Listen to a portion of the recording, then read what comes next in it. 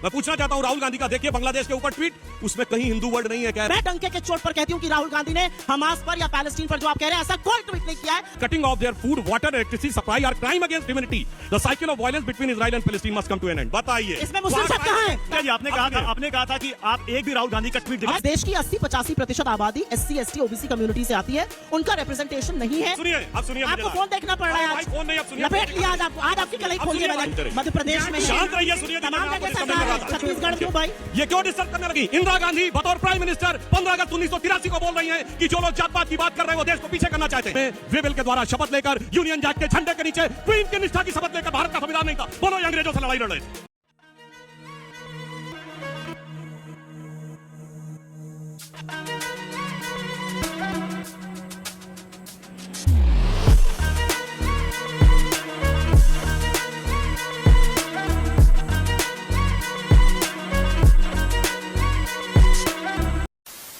नमस्कार दोस्तों, स्वागत है आप सभी का। आप देख रहे हैं खबरी शो। दोस्तों, आज की डिबेट वीडियो होने वाली है बीजेपी के प्रवक्ता सुधांशु त्रिवेदी और कांग्रेस की प्रवक्ता सुप्रिया श्रीनेत के बीच में। दोस्तों, सुधांशु त्रिवेदी जिस दिन अपनी फुल फॉर्म में होते हैं वो सामने वाले का क्या हाल करते हैं, ये आप इस वीडियो को देख के अंदाजा लगा सकते हैं। खैर दोस्तों, वीडियो बहुत मजेदार होने वाली है, आपसे अनुरोध अंत तक जरूर देखना। अगर आप चैनल पे पहली बार आए हैं या चैनल को अभी तक सब्सक्राइब नहीं किया है तो चैनल को सब्सक्राइब जरूर कर लेना। चलिए दोस्तों, मेन डिबेट स्टार्ट करते हैं।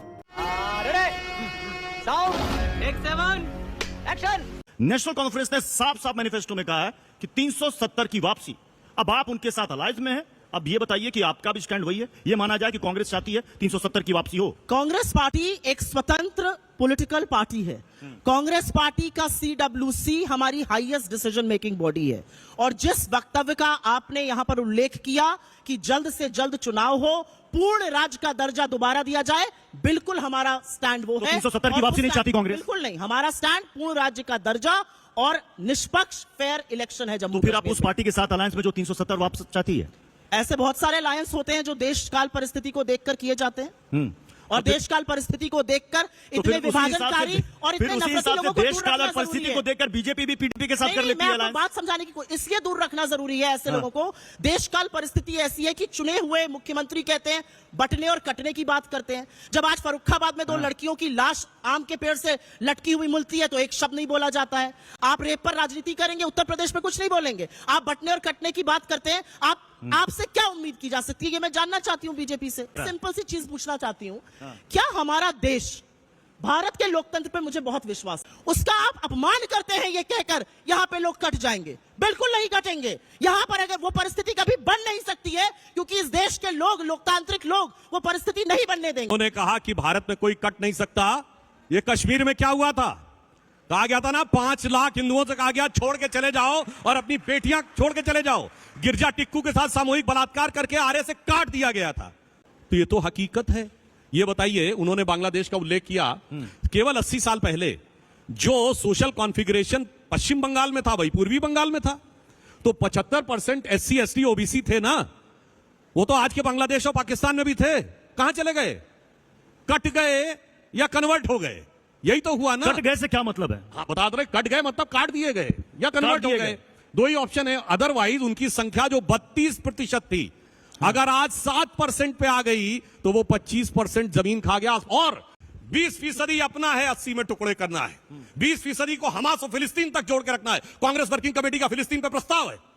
मैं पूछना चाहता हूं राहुल गांधी का, देखिए बांग्लादेश के ऊपर ट्वीट, उसमें कहीं हिंदू वर्ड नहीं है। कह रहे हैं लॉ एंड ऑर्डर स्टैब्लिश होना चाहिए। और हमास पे ट्वीट देखिए, कितना लंबा लिखा हुआ है, अत्याचार हो रहा है, मारे जा रहे हैं, बलात्कार हो रहा है, फलाना हो रहा है, ढिमाका हो रहा है। बस ये समझने के लिए काफी मैंने आपको इनको ये झूठ परोसते हुए कुछ मंचों पर देखा है तो इनके झूठ का पर्दाफाश करूंगी।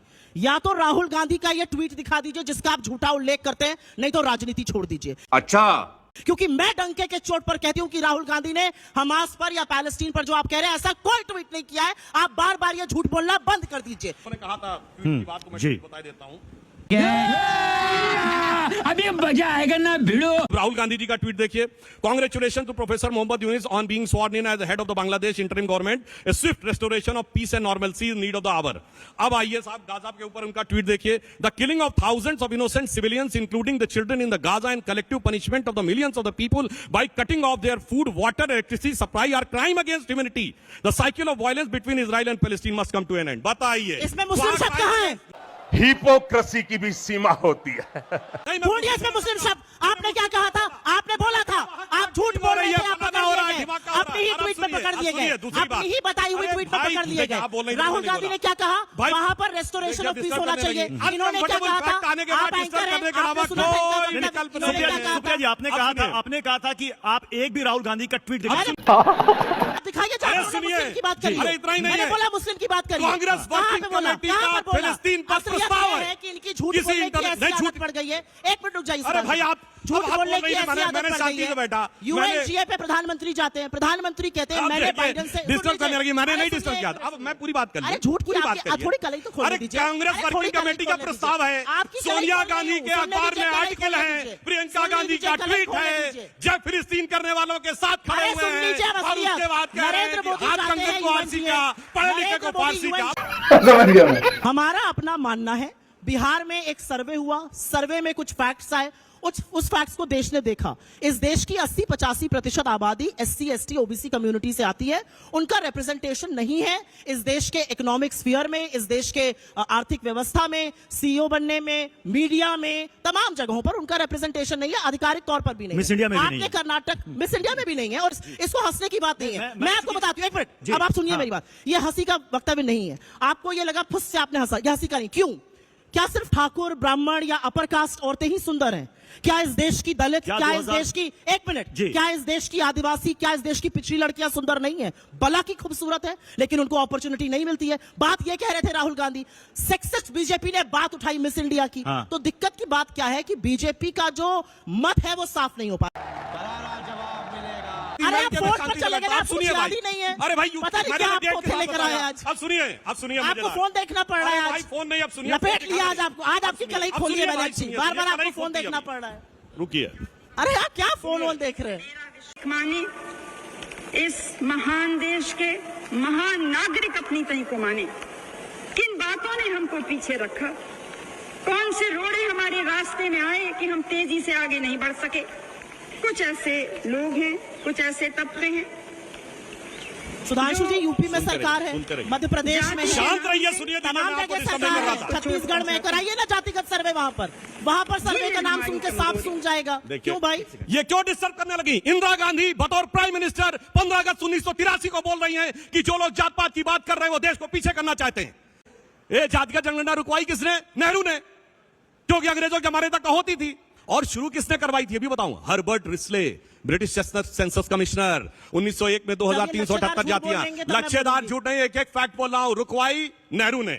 नेहरू का 61 का लेटर है सारे चीफ मिनिस्टर्स को कि वो रिजर्वेशन के खिलाफ है, पर्टिकुलर नौकरी में, क्योंकि इनकॉम्पिटेंसी बढ़ाती। जब राजीव गांधी पंचायती राज लाए और उसमें विमेंस रिजर्वेशन की बात थी, 5 वोट से वो हराया गया था। 5 बीजेपी के लोग थे, इसके खिलाफ थे, अब लेकर आए। तो मेरा अपना मानना है कि राजनीति is a dynamic thing, it must change. अभी इन्होंने बोला कि पंचायती राज राजीव गांधी लाए, 5 वोट से गिर गया, 5 वोट बीजेपी के थे, बीजेपी के सांसद ही 2 थे। बोलो भाई, कुछ भी बोलने लगती है। राजीव गांधी के जमाने में बीजेपी के सांसद ही 2 थे।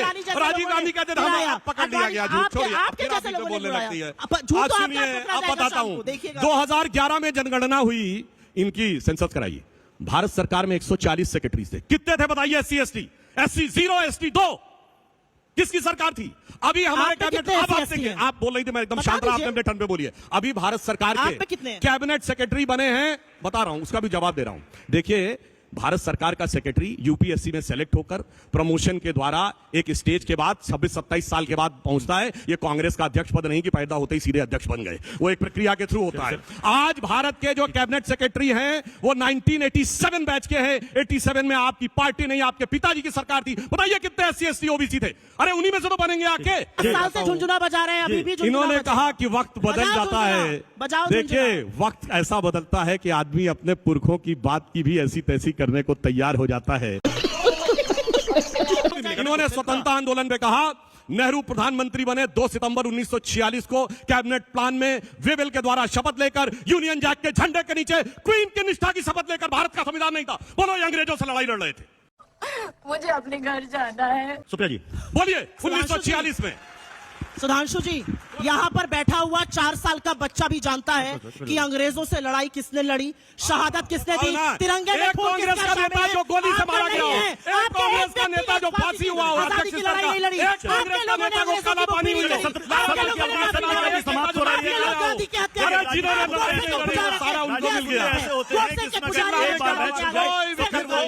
नौरंगी सियासत दौरा तो देखिए कि मंजिल मिली उन्हीं को जो शरीके सफर गांधी के आगे जिन्होंने न गोली खाई, न फांसी चढ़े, न काला पानी हुए।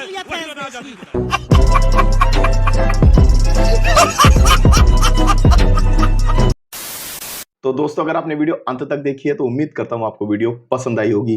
वीडियो के बारे में आपकी जो भी राय है कमेंट्स करके जरूर बताएं। वीडियो को अंत तक देखने के लिए आप सभी का बहुत बहुत धन्यवाद। मिलते हैं बहुत जल्द अगली वीडियो में, तब तक के लिए जय हिंद, वंदे मातरम।